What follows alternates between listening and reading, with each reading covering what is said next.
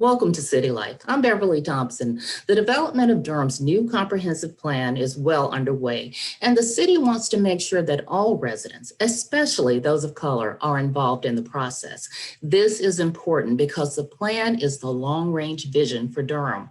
That means that it should reflect the needs and priorities of as many different residents' perspectives as possible. Joining me to talk about what the plan is, where we are in its development, and why equitable engagement is so important in this process are City County Planning Director Sarah Young and Senior Planner Lisa Miller. Thank you both for joining me. Thanks, Beverly. Sarah, tell us more about what the comprehensive plan actually is. So the comprehensive plan is a document that describes the community's vision for what should be built where in the future.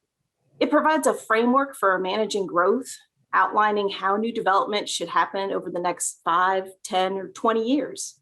Specifically, the plan tells us what types of homes should be built in different parts of the city or county, where we need more commercial areas to meet people's daily needs, where we need more offices or businesses, and where we want additional open space, such as parks and preserved natural areas. The plan guides where the city and county should provide public things as well, like infrastructure, amenities, and services to support all this growth. So our current comprehensive plan is nearly 13 years old. As we all know, Durham has changed a lot during that time. So it's definitely time that we need a new plan that reflects Durham as it is now and what we want and need it to look like in the future. Okay, so Lisa, why is community engagement a crucial component in the development of this plan?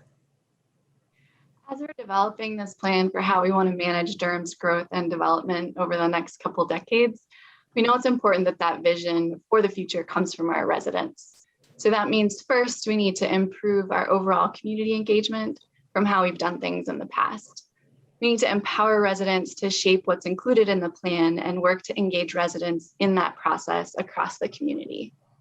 In addition, we know that many residents and their perspectives have been left out of past plans, which means that the rules have been unfair to some residents, especially residents of color.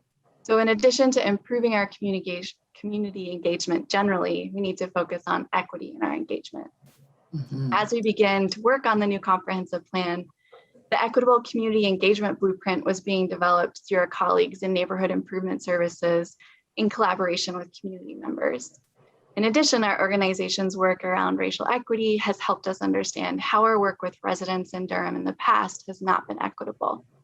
So this means we're now putting additional resources into reaching residents that don't have as much access to processes like this one, particularly focusing on reaching low-income residents, residents of color, residents whose primary language is not English, renters, residents with disabilities, young people, and our elders. We've learned so much from residents in this work so far, and we'll be continuing to learn, reflect, and adjust how we work towards equitable engagement as our work continues. Okay, so Sarah, why is it so important to view the development of this plan through an equity lens? While the comprehensive plan is primarily a land use document, it is tied to issues of equity and justice and how policy helps to shape those. In the past, government and private decisions about where to locate land uses, both desirable ones and less desirable ones, have not been equitable. And that's not by accident. It's one of the primary ways that racial discrimination is seen in our physical environment. For example, less desirable industrial land uses, things like incinerators, landfills, factories, salvage yards, those have traditionally been placed near or in Black neighborhoods and away from traditionally white neighborhoods. At the same time, desirable land uses that are necessary for people to access daily resources like small commercial areas, parks, those are lacking or missing in many traditionally Black neighborhoods. So as a broader vision document, our comprehensive plan really needs to be updated to address racial equity in terms of our growth and development outcomes, and to begin to address the historical inequities of our past land use decisions. Okay, so Lisa, tell me, what exactly has equitable engagement, community engagement looked like so far for the comprehensive plan? So there's some things that we've committed to across the board just to improve access to everyone to the process. Mhm. Some of those include providing information and engagement opportunities in more accessible language and also in both English and Spanish. We're also asking demographic questions as we engage to understand who we're hearing from through the different engagement methods we use. And then we let that data guide where we invest additional resources in reaching folks to move towards more equitable engagement. And we've also worked to compensate residents for engagement and for engaging folks within their communities, particularly through the creation of an engagement ambassadors program. And we've worked to improve coordination across multiple projects and engagement efforts. A little bit more about the engagement ambassadors program that came out of our initial conversations with the Neighborhood Improvement Services Department as they were beginning work on the blueprint. We've been continuously asking residents to share their expertise on our community without compensation previously, and we knew that because of our past actions, we haven't built trust with residents that would allow them to as openly share their perspectives with staff. So the Engagement Ambassadors program invites residents to engage those within their communities in Durham and to receive a stipend for that work. The Engagement Ambassadors work is focused on reaching those that we haven't included or engaged in the past, while we work to reach residents with greater access to the process through less intensive strategies. So in combination, this is how we're working to equitably engage residents across Durham to shape this plan for our future together. Yeah, it sounds so innovative. I would imagine residents were really happy to have this kind of outreach about something so important. So, Sarah, given that then, what were some of the more common themes you heard from residents during the listening and learning sessions? The top themes that residents told us they want in their ideal Durham included affordable housing, good public transportation, access to quality food, safety, health and wellness, a sense of belonging, racial justice, good schools, opportunities for good jobs, places to learn and play, and a clean environment. And in addition to those topics, we also consistently heard specific values that residents would like to see embodied in their community and in their interactions with us, local government, particularly around equity, accountability, accessibility, and the well-being of residents. So these are what are going to be shaping the plan. That sounds really broad, though, for a comprehensive plan. So how in the world, tell me, Lisa, do you make the goals and objectives for the plan actually reflect that kind of feedback? Sure, the adopted community goals and objectives speak to all of those top topics that Sarah just mentioned. We heard a lot of needs and priorities from our residents, and we wanted to make sure that this big vision for this plan encompasses all of those, but we know that there'll be different strategies for tackling each of those. So lots of those topics led directly to either a goal or a group of objectives or to a specific objective. But each one of those goals and objectives will take on a number of different strategies, working with different partners in local agencies and in the community to make them a reality. And in addition, the community goals and objectives also includes a guiding values statement that states that we're committing as local government to uphold those values that we heard residents care most about that Sarah just mentioned, which again were equity, accountability, accessibility, and focusing on the well-being of residents. So Lisa, I know the goals and objectives were excitedly adopted by the city and county leaders in June. I know it's a large document, but can you tell us generally what is included in it? Sure, there are 9 primary goals outlined in the document that focus on a sense of place, community relationships, housing and neighborhoods, transportation, the environment, jobs and training, public spaces and recreation, education, and health and well-being.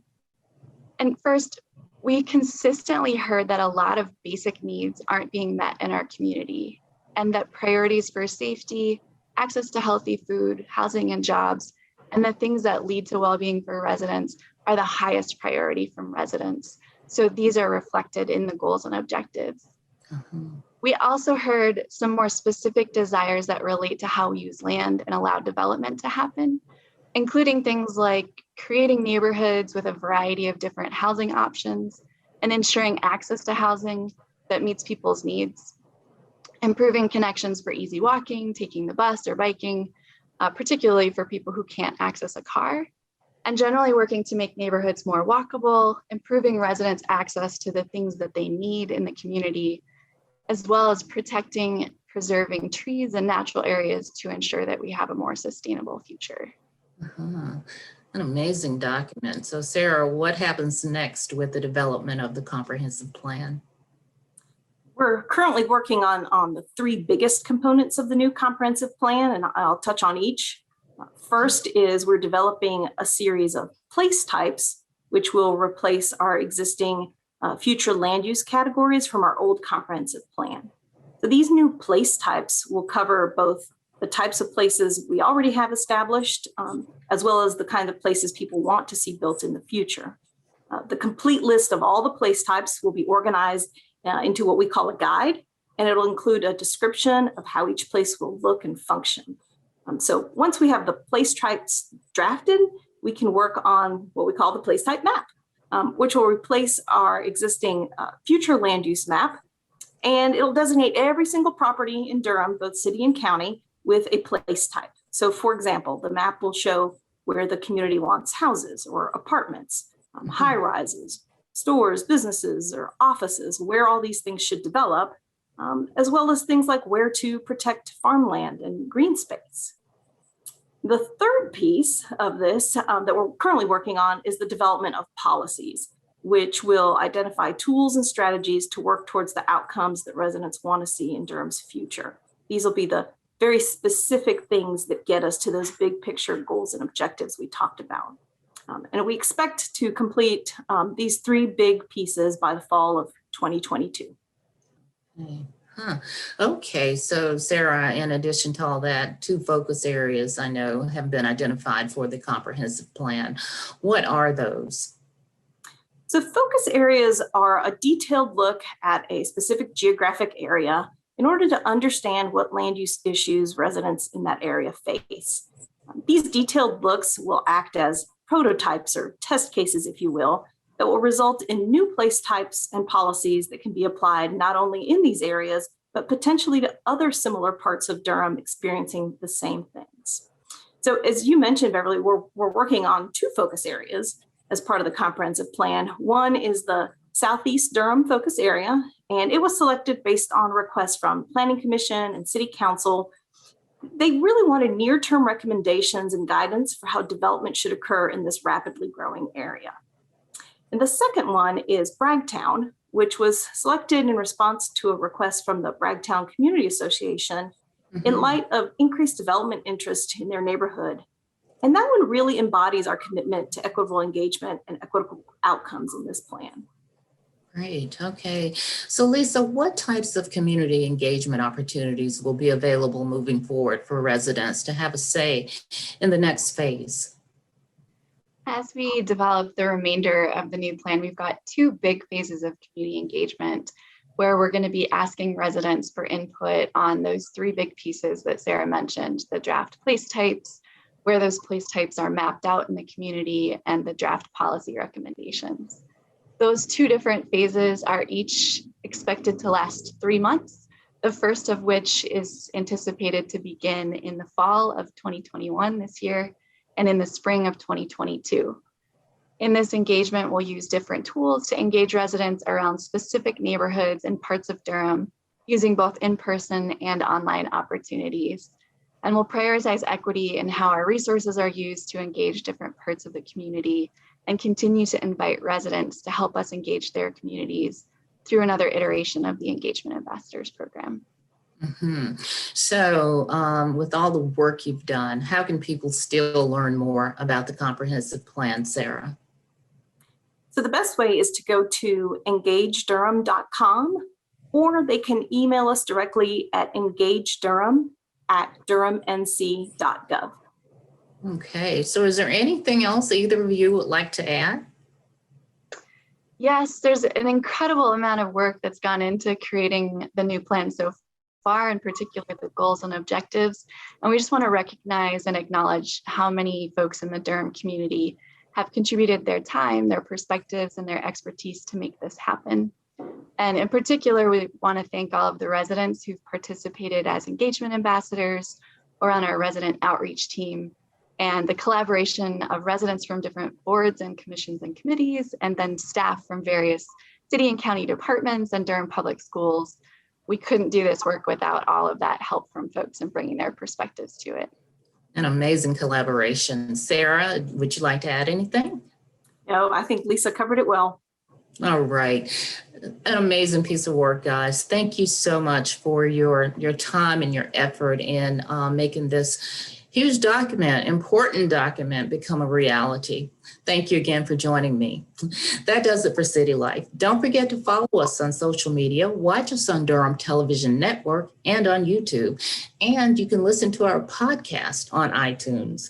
I'm Beverly Thompson. Thank you for joining me to learn more about city life in Durham.